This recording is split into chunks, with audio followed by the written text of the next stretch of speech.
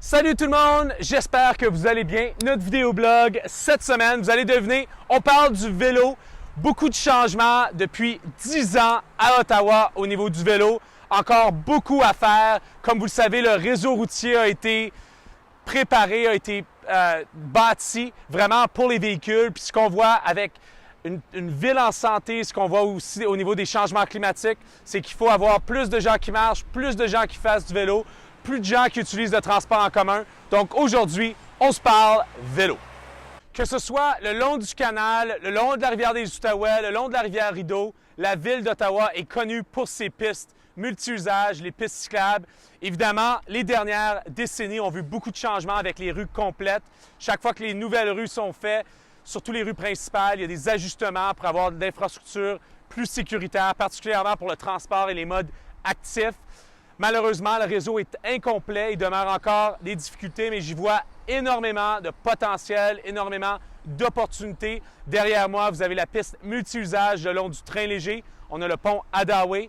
On a certaines des améliorations que l'on a pu voir, particulièrement qui seront ouvertes cet automne le long du chemin Montréal. Et aujourd'hui, on vous parle de l'intersection Nicolas et Laurier, une des plus achalandées en ville.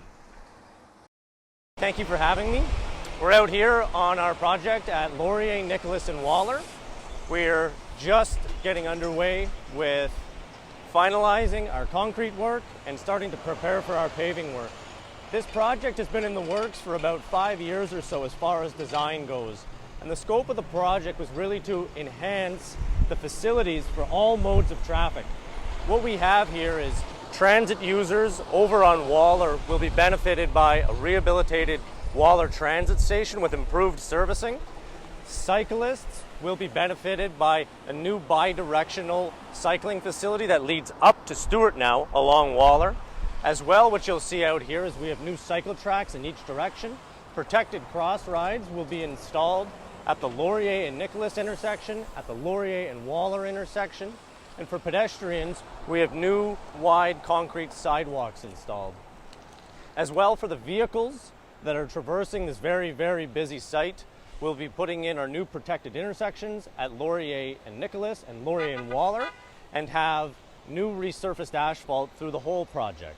As we come to the end of our construction, our resurfacing operations will be the last of the operations that will be coming up in a couple of weeks. Once those are done, by the fall of this year, our construction site will be completed and open for full use. Comme vous l'avez entendu de Kyle, beaucoup de travaux cet été et oui, tout va se compléter à cette intersection-ci cet automne. Je crois dans les rues complètes, je crois dans les améliorations à ce genre d'intersection.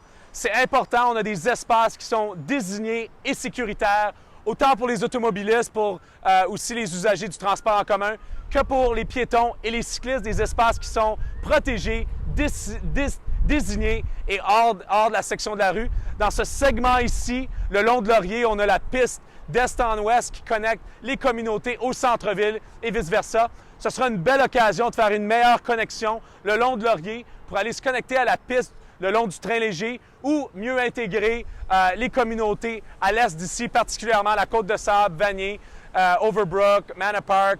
Alors, c'est vraiment une amélioration importante. Il faut continuer à rester focus sur les améliorations en transport actif et aussi pour les zones, les intersections où vraiment il y a des enjeux de sécurité.